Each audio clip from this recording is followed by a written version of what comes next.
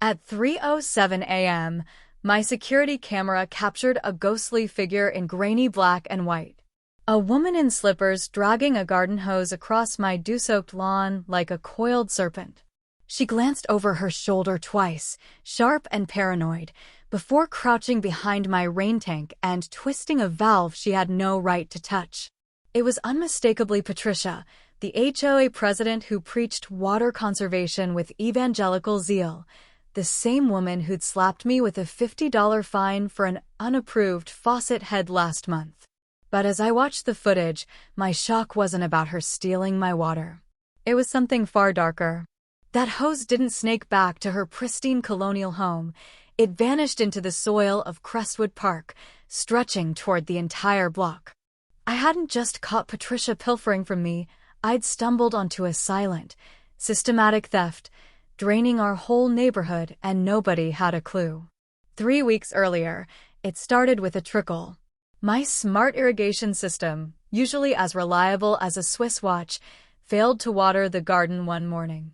The dashboard reported low pressure, which made no sense. My 2,000-gallon backup tank had been brimming after a summer storm just 2 days prior. I trudged out to the garage, expecting a clogged filter or a glitch. Instead, the tank's gauge read a measly 10%. I ran diagnostics, checked valves, and scoured error logs. Nothing. No leaks, no usage records. It was as if the water had evaporated. I chalked it up to a faulty gauge and refilled the tank from the municipal grid, a costly move I hated making. 2 days later, it was nearly empty again, barely enough to wet the flower beds. My wife, Sarah, suggested neighborhood kids might be pranking us, or maybe a raccoon had chewed a line. But there were no signs of tampering, no muddy footprints, no broken seals, just an eerie emptiness. When it happened a third time on a dry night with no irrigation cycle, suspicion took root. I wasn't paranoid, but I wasn't naive either. I installed 3 motion-triggered cameras disguised as birdhouses from a security brand I trusted. One faced the tank, another the side gate, and the third the back fence. I labeled the footage wildlife tracking to keep it discreet. My goal was simple: catch whatever or whoever was draining my water. Meanwhile, I casually asked neighbors about their systems. Several mentioned odd issues: dipping pressure, sprinklers failing, even a strange gurgling under one patio, but nobody connected the dots.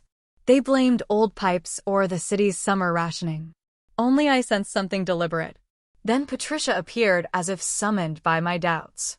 She stood on my driveway, hands on hips, sunglasses perched despite the cloudy sky, and declared my tank violated HOA aesthetic standards.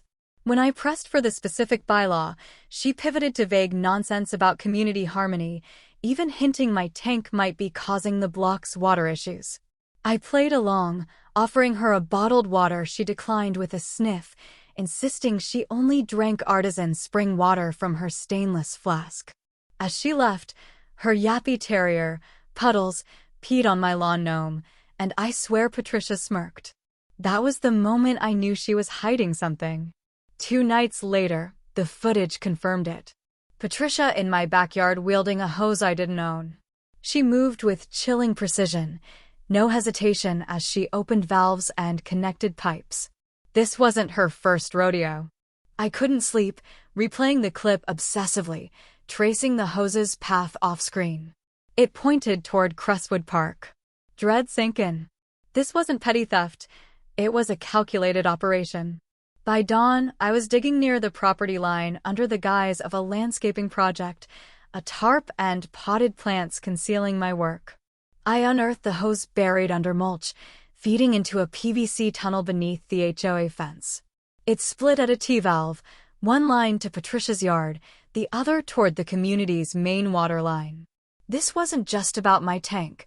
She was siphoning emergency reserves meant for firefighting and drought relief, infrastructure the city had installed to protect us all. I needed expertise, so I recalled a detail: a white van at Patricia's house a week earlier, a plumber in coveralls unloading pipes. I called his company, Crispin Waterworks, posing as a homeowner with a pressure issue. The technician who arrived didn't match the man I'd seen, But when I mentioned Patricia's address, he chuckled.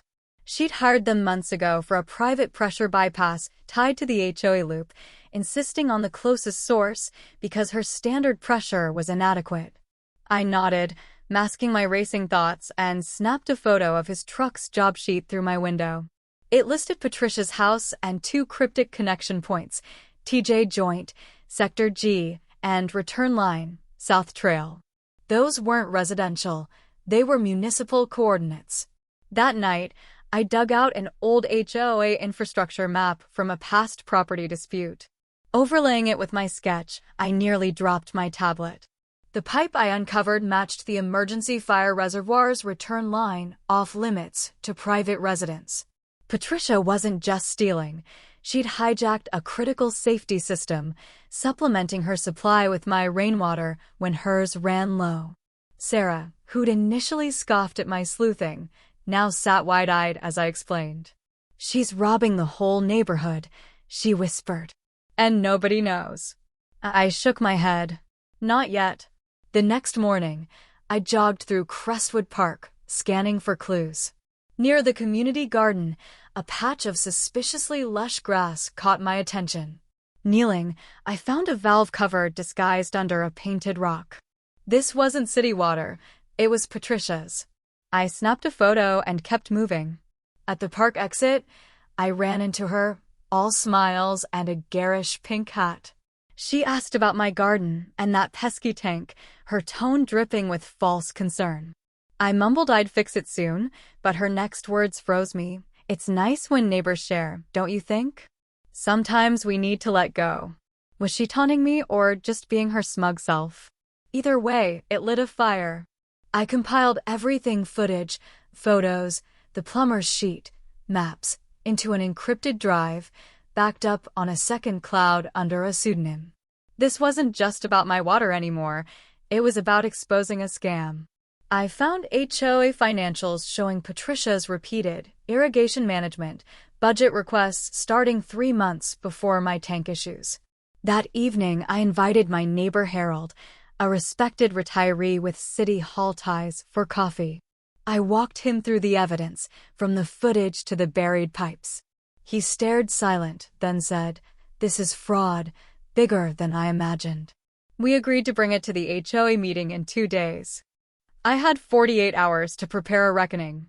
The clubhouse was packed, the air thick with frustration over rising water bills and failing sprinklers.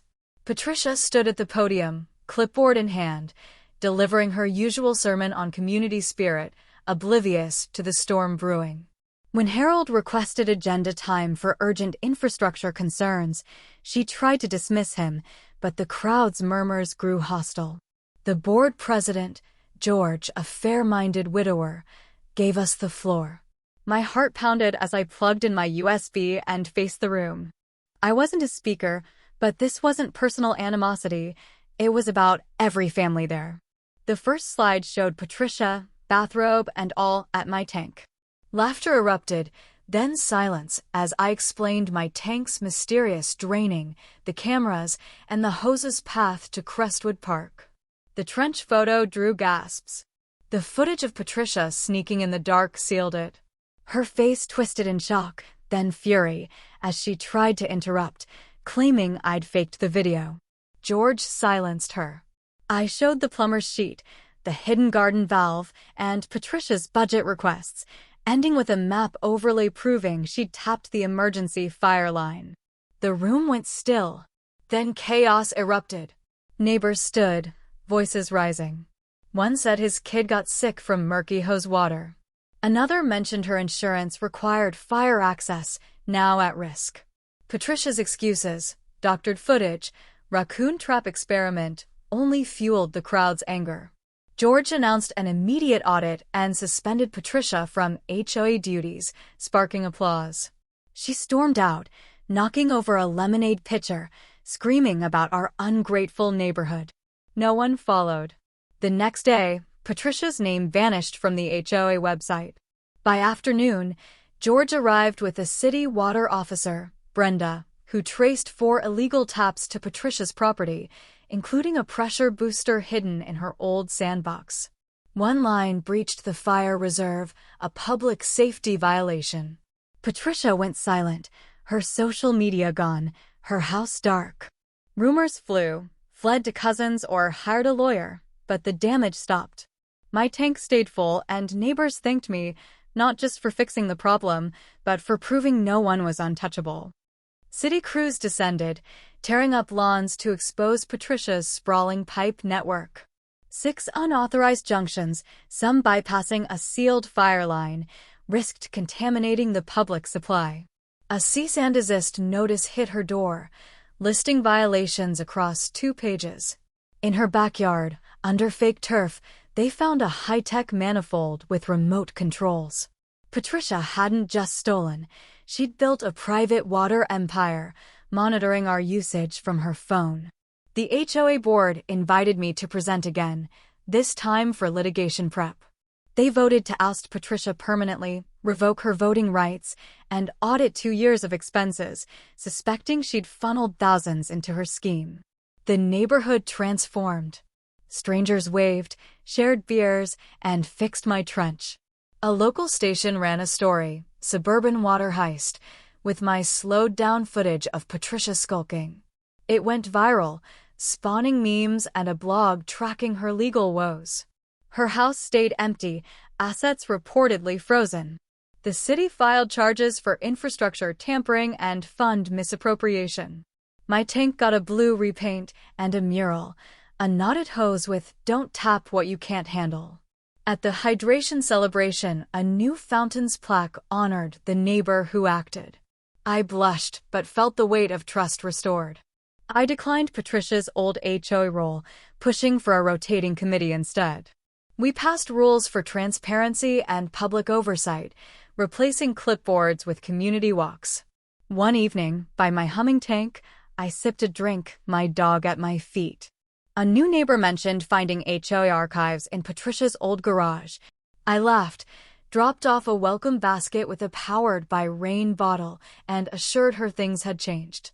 Patricia's hose had been her weapon, but every stolen drop made us thirstier for truth.